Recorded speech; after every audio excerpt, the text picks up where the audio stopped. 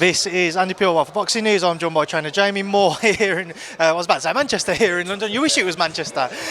Jamie, how you doing? I'm alright, mate, how are you? Very well, thank you. Here we are, the rematch. A bit of a surprise because I remember interviewing yourself, speaking to Mark Tibbs, and certainly on Mark's side, he said that prior to a rematch between Dave and Johnny, they'd have liked to maybe had one or even two fights in between it. Is it a surprise to you that we've ended up here now?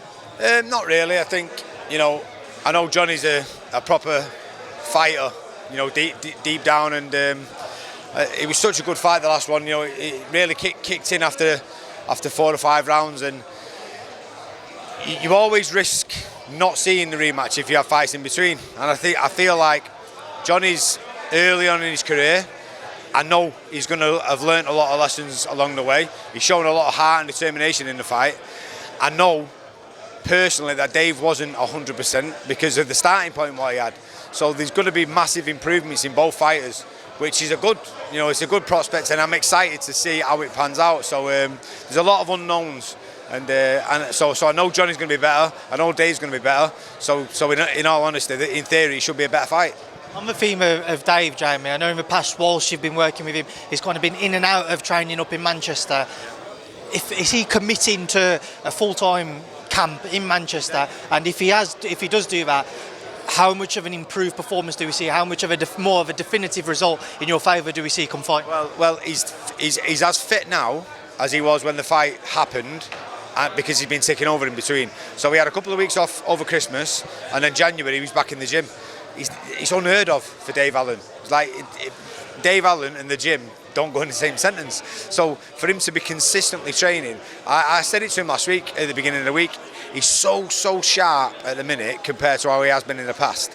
And, he's giving himself such a better starting point this time than last time. So in theory, he should be a lot better this time. So I'm excited because I know Johnny's going to be better. So it won't be the same type of fight as last time. In rematches, the vast majority of the time, they pick up where they left off last time. So in that case, then that should go in our favour. I'm sure Johnny will make adjustments and show us those improvements, and Dave will be able to adapt. So it's a great fight. Dave mentioned to me earlier that aside from this fight, there were talks ongoing in the background for a potential Hughie Fury fight. Is that something which you would have also liked to have seen, and how would you have seen that one match up if it had happened? When you've got Dave Allen training and active, all you want him to do is fight, because you don't want him to get bored in the gym, and he's enjoying it. The good thing is he's in the gym. He's in the gym full of good fighters.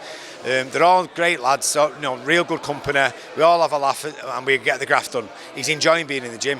It's a hard thing to get Dave Allen to enjoy being in the gym.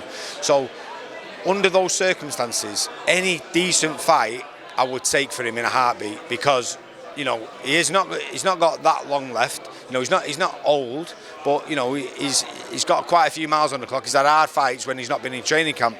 But he's looking after himself a lot better now. And moving forward, fingers crossed we come through this fight, which I believe we will, and then he'll be in a great position to be involved in lots of big fights. Jamie, a bit of time has passed now since Jack Catterall's razor close defeat to Barboza Jr. Just your reflections on that fight. Did you feel like Jack had just edged it? Yeah, listen, it's just one of them. It was so close, couldn't have either way. In hindsight, when I'm looking back now, I'm gutted about the knockdown, because the knockdown, it was a definite knockdown in the 5th round, which switches it in our favour. But listen, there's nothing we can do about it. I was gutted the other day seeing Teofimo and Barboza in Times Square, because you think, oh, that should have been Jack. All the hard work he's put in over the last 5, 6, 7 years. But we are where we are. So he'll dust himself off. He's a consummate professional, and like Eddie said before, he's straight back in there. No sort of 10-round warming up fights. We just want to go back in there with whoever's available, whoever's willing to go in there with him. I was about to ask, who do you think is somewhat of an achievable fight for him to come back to that would whet the appetite of Jack Catterall? Anyone. I mean, it was a split decision, so it's not like he got totally outpointed or whatever, and he's got to rebuild. He's still there or thereabouts, and Dalton Smith is a massive domestic fight. I know Dalton's got other ideas, and obviously we're the ones who are now in a position where you've got to be looking for those fights. But anyone like they mentioned Kambosos, anyone like that for Jack, we'd 100% be up for. About to ask about Kambosos actually. I know Dalton, as he said, he's looking for that WBC route now, so he'll certainly be tied up for the meantime. But George Kambosos, he has a bout coming up next week, I believe. A fight for you that could make sense? Absolutely, yeah, and that's what I mean. Anybody in the super lightweight division, anyone in the sort of top 5, 6 who fancies having a little dance with Jack, we're more than up for. I imagine something's going on behind me there, so you just started laughing. But just want to get your thoughts on a couple of other things. Speaking of controversy earlier on in the sport, Gervonta Davis, the 9th round. What did you make of it, Jamie? Yeah, listen, he's gone down. He took a knee, which should have been counted as a knockdown, and then that changes the scoring again. But listen, he's got away with it. You know, sometimes you get away with it, sometimes you don't, and such is life. But I just feel like there should be some type of process. I did see something actually the other day saying that WBA are going to look into it and maybe reverse that decision and the outcome might be changed. You know, if that does happen, then you've got to be looking. You know, in theory, the whole sport could change, because if you're going to be starting changing decisions in hindsight, then where do you stop?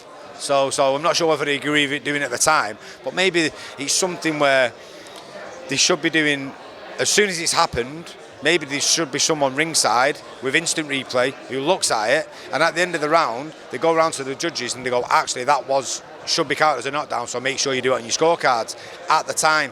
You know, a lot of sports are using technology now to be able to make sure that they get decisions right in refereeing and stuff like that. So maybe that's something we could look at. On the UK scene, Eubank Ben, we had the press tour last week. What did you make of it, or what did you make of Eggate, and what do you make of the fight? Listen, they know how to sell a fight. Absolutely, both of them. Chris Eubank Jr. and Conor Benn, they know what they're doing. They know how to sell a fight, and everyone's talking about it. So job done. You know, I seen a thing that there was 120,000 people in the queue for tickets. So if that's the case, then phenomenal. And it's the type of fight where people who aren't boxing fans are going to be watching, which brings in a whole new audience, which is only a good thing for boxing. Who do you think is the favourite heading into it?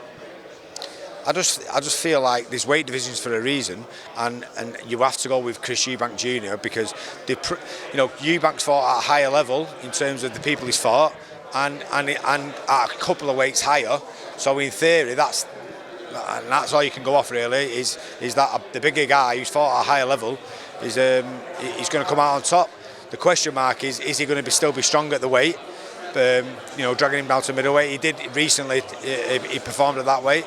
And can Conor Benn carry his power up to middleweight? So in theory, Eubank Jr. I have to ask you as well, Jamie, obviously yesterday we heard the news of the Boxing League being created, TKO Boxing, Dana White coming into the sport. I just want to get your thoughts on all of that and how you see it unfolding. Mate, listen, it remains to be seen. You know, these things take time to sort of get the ball rolling and see how it all plays out. I'm not sure whether or how it's going to work, because there's so many different promoters who have got such huge names on the books and contracted to them and stuff like that. So in theory, everyone's been talking for years about we want to see a UFC style model. I thought that was what Turkey Al-Sheikh was doing with getting all the promoters under the same umbrella, and maybe that is going to be, maybe Dana White's going to be brought in to oversee it all or whatever, I don't know, but it remains to be seen. But you know, in theory it sounds good, but I'm not sure whether it's going to work. Just last one from me, Jamie, because I don't want to talk you out. There's a fantastic fight on the horizon between Lee Wood and Anthony Cacace. I just want to get your take. Who do you think's the favourite between Lee and Anthony? Mate, it's a great fight, really, really good fight, and Anto's a cracking lad. I don't really know Lee that well, but he seems like a good kid. They can both whack, so I think it really will be the matter of who lands first. No, Carl previously said, Carl Frampton, that he sees Anthony Cacace as the heaviest handed man he's shared a ring with from their sparring experiences. Can you echo that from what you've seen? Mate, Carl came back to the corner after the first round of sparring and said he can fucking punch. So I'll take his word from it. I'm glad I didn't experience that. But yeah, they're both the same. Tremendous punches, and don't blink. Jamie, I appreciate your time. Best of luck with the rest of the camp, and I'll see you soon. Cheers, man.